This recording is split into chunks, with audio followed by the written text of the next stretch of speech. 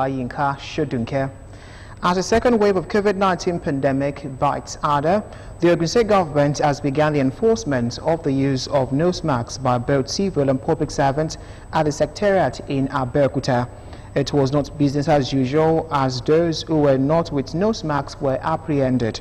Bumi Adigun was at the governor's office, Okemoso, Abeokuta, to capture the movement and reports that those apprehended were made to carry out hours of community service. His reports.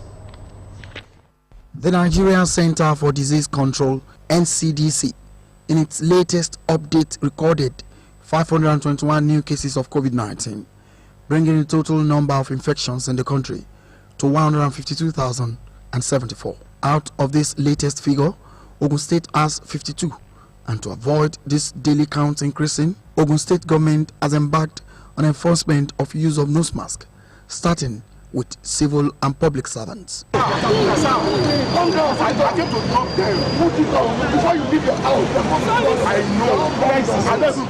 Before 7 in the morning, the special COVID-19 task force was on guard to ensure everyone is protected, but as usual, many did not use nose mask. Some used it halfway, while some were even confrontational with the task force.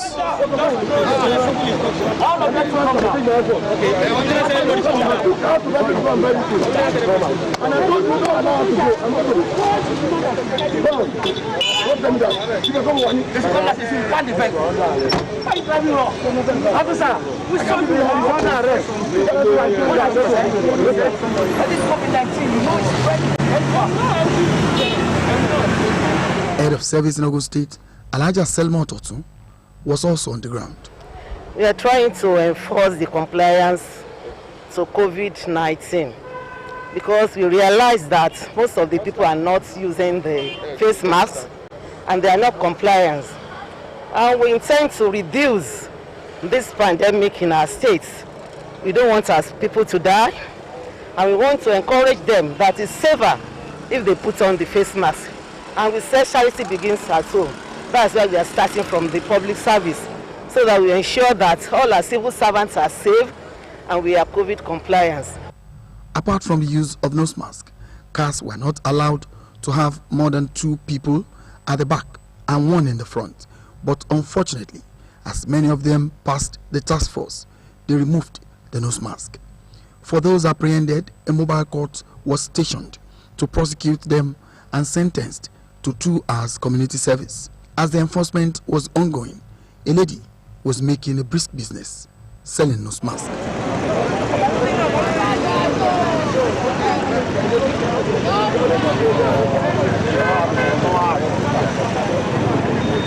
The task force will be visiting markets, schools, and every other place in Abeokuta to ensure all COVID-19 protocols have been observed. It is now an offense in Ogun State to walk or walk within its corridors without using a nose mask. Umiadikun, OGTV News. Meanwhile, Ogun State government has said that any individual, including public servants and civil servants caught without using the face mask, will be arrested and sentenced to community service for hours or days.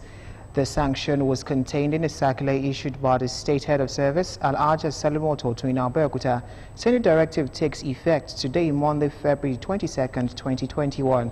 The circular indicated that the measure became necessary to curtail the spread of COVID-19, as the state government has observed with concern the increase in the rate of the pandemic. Alhaja Otun therefore directed that all public and civil servants in the state must use the face masks during official hours and adhere to COVID-19 safety protocols, and joining all permanent secretaries and other heads of ministries, departments and agencies to encourage their members of staff to adhere by the directive. The 20-man Ogun State Peacekeeping Committee on Farmers' Herdsmen Crisis will ensure that a holistic approach is put in place to bring about a lasting solution to the crisis.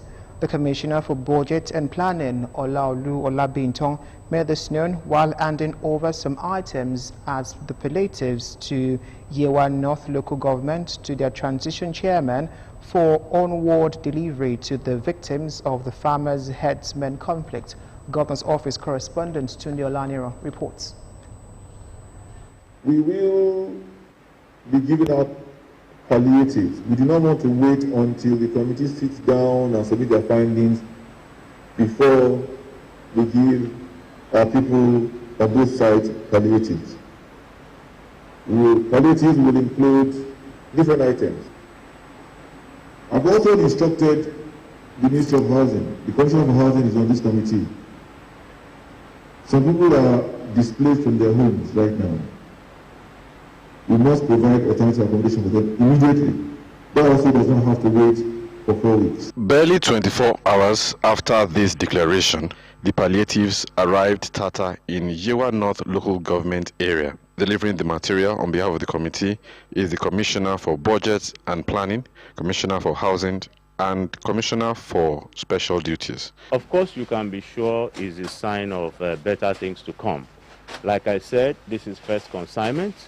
A lot more will still be coming. Here we have rice, we have gari, we have noodles, and we have some other items there. There will be the issue of ascertaining the costs. What have we lost and how much is the value of what we've lost, with a view to giving further relief, because what has been lost is not only sources of livelihood.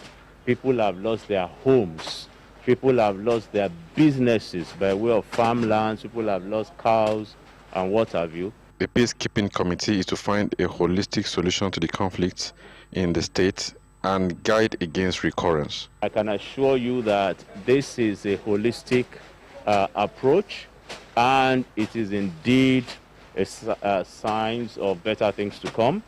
And part of the terms of reference is to seek a lasting solution. So this is not just a knee-jerk approach. We, at the end of the day, by the grace of God, we will find a lasting solution. Not only do we want to find out what has happened to remedy it, but to also have a system in place that will forestall a recurrence. Transition Committee Chairman, Yewa North Local Government Area, appreciated the Governor for keeping to his words, assuring that the palliatives will get to their desired destination. But this is just to serve as a relief package to them, to keep them cushion the effect of whatever hardship they might be going through in the course of the disaster that just occurred. And as you all know, it's almost everybody here is distracted, but then we make sure that this gets to all of them. The Fulani community will get their own, the farmers will get their own, and even those who are not farmers, who are by way of accident got involved in the disaster, will equally be compensated. The 20-man peacekeeping committee is constituted to nip the issue of farmers-herdsmen conflicts in the bud. Tunde Olaniro, OGTV News. 3 herdsmen were on the 18th of February 2021 arrested by operatives of Ogun State Police Command for their role and the role they played in the attack of Bamajo village in Ayetoro area of Ogun State. In the early hours of the day, the men had attacked the village where they set some houses ablaze and inflicted a deep machete-cut injury on one Ismaila Alabi. In a statement by the command's PPRO, DSP Abimbola Oyeyemi, on receiving the reports, the area commander Ayetoro ASP Anthony Aruna mobilized his men, hunters and youths to the scene where the entire area was thoroughly combed. The combing exercise was extended to Igboaje bush, where one Musa Yusuf was apprehended with gun and a blood-stained cutlass. His arrest led to the arrest of 2 others, Usman Muhammad and Ali Abubakar, who are strongly believed to be part of those who launched the violent attack. Meanwhile, the Commissioner of Police, CP Edward Awolowo Ajogun, has ordered the immediate transfer of the suspects to the State Criminal Investigation and Intelligence Departments for further investigation. He also directed massive manhunt for the rest of the assailants with the view to bring them to justice. An aide-de-camp to a former governor of Imo State, Ebrenodu Chi Chuefulime, is legislative aide Steve Asunobi, and 12 other aides of Rochas Okorocha were on Monday granted a 5 million naira bond bail on each of the defendants. The magistrate B.U. Adi Kabe, who ruled on the bail application made for the release of defendants, also insisted that the traditional ruler in the state must stand as a surety. They were arraigned on a 6-count charge bordering on conspiracy, breach of public peace, possession of firearms, unlawful destruction of the official seal of the Imo State government, a defamatory action on the social media against the governor of the state with the intent to injure the reputation of the state government and the person of the state governor, and disturbance to a lawful order. Now, President Muhammadu Buhari and the state governors will discuss the issue of fuel pricing on Thursday. The Minister of Labour and Employment, Senator Chris Ngige, disclosed this after a meeting of the federal government and the organized labour at the banquet hall in the presidential villa Abuja. Briefing newsmen on their resolution, Ngige said the Labour had investigated the report of the Technical Committee on Premium Motor Spirit Pricing Framework as agreed at the last meeting, and made their submissions alongside the Nigerian National Petroleum Corporation. On the electricity tariff, the minister disclosed that the meeting adopted the report of its other committee on Technical Committee on Electricity Tariffs, made some adjustments, and transformed the committee into an implementation committee to implement all the recommendations made, including mass metering. There are strong indications that the House of Representatives will on Tuesday confirm appointment of new service chiefs nominated by President Muhammadu Buhari. It was learned that the ad hoc committee set up by the House to screen the nominees would lay its report on Tuesday. Incidentally, the House now holds plenary just once a week with the COVID-19 pandemic. The 2-day training for News and Program Department of OGUN State Television is an indication of the readiness of the management to strengthen the capacity and reawaken the consciousness of the workforce for quality service delivery, particularly in the broadcast organization. Guest lecturer Professor Jendile Ungbo said the training will no doubt change the attitudinal behavior of the workforce and help them to perform well. Yusuf Ghani reports. Capacity building is an integral part of any organization that intends to improve and equip its entire workforce for global best practices, especially in a competitive society.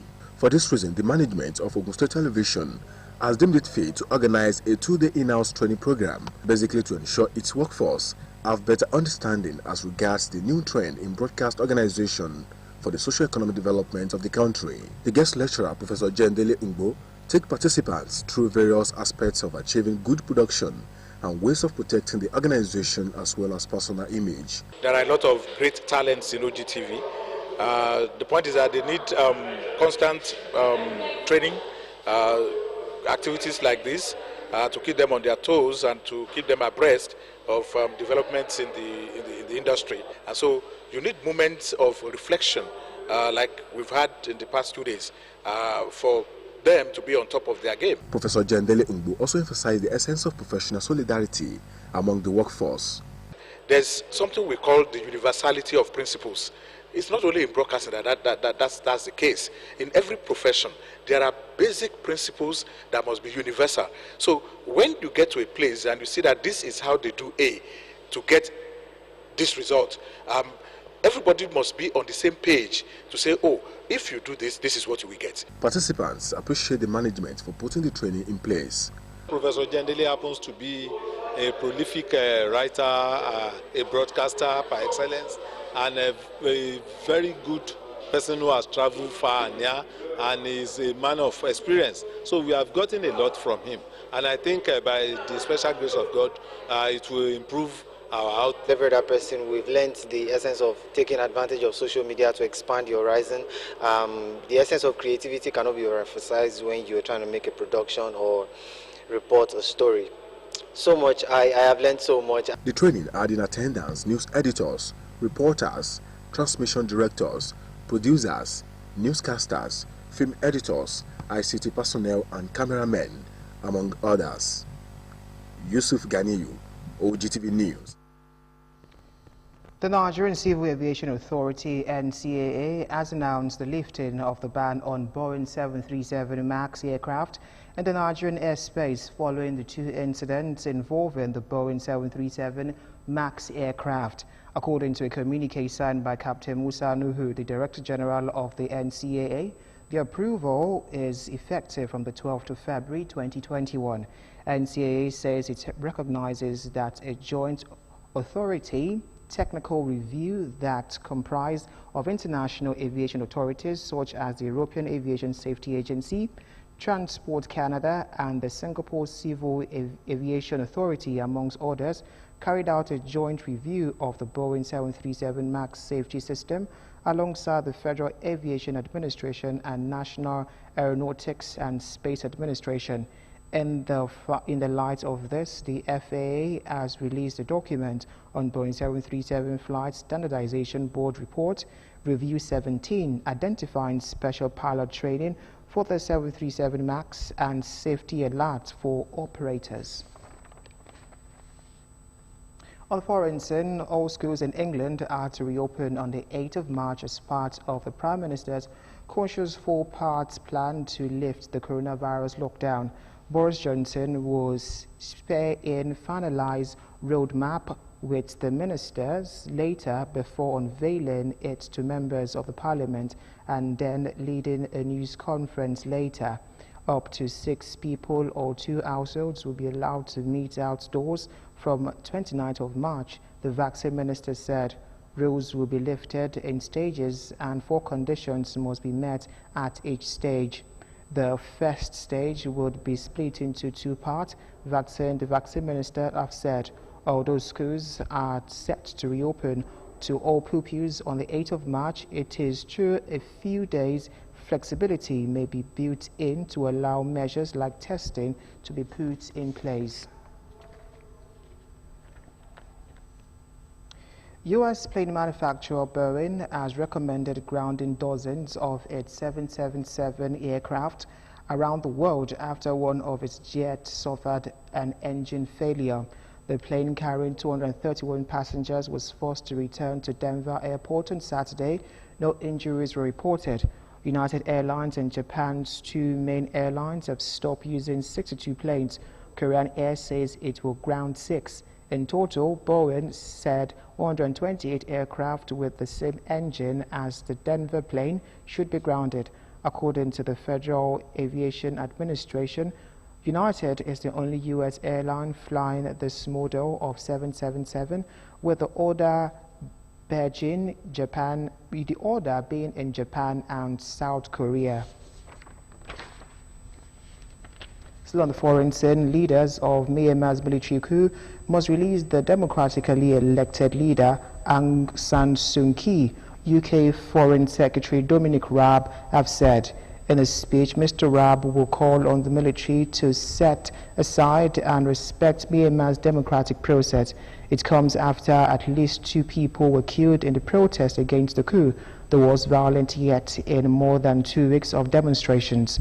However, tens of thousands have come out to protest on Monday. Italy's ambassador to the Democratic Republic of Congo was killed on Monday during a fact-finding mission to the country's troubled east, according to a senior diplomat. The envoy, Luca Atanasio, died of his wounds after the convoy of the UN's World Food Programme came under fire near Goma, a source said from Kinshasa. 2 other people also died in the attack.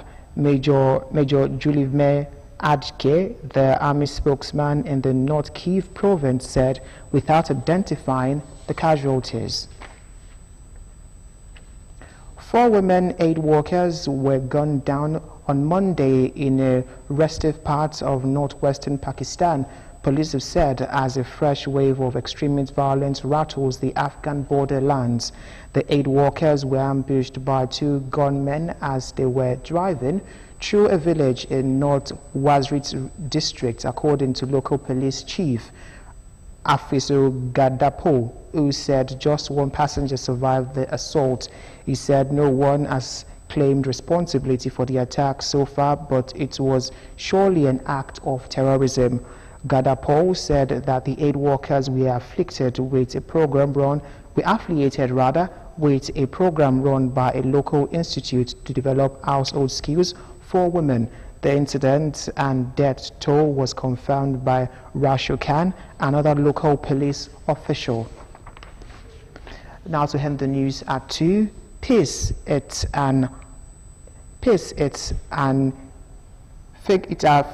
our fingertips if we allow it to be.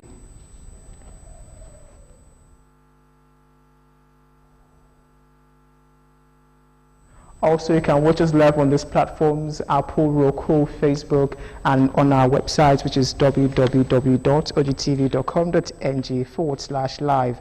And also, you can contact us by mail, info@ogtv.com.ng. And that's our news at 2. Thank you very much for watching. I am Olayinka Shodunke. Join us again by 4 p.m. for more news updates.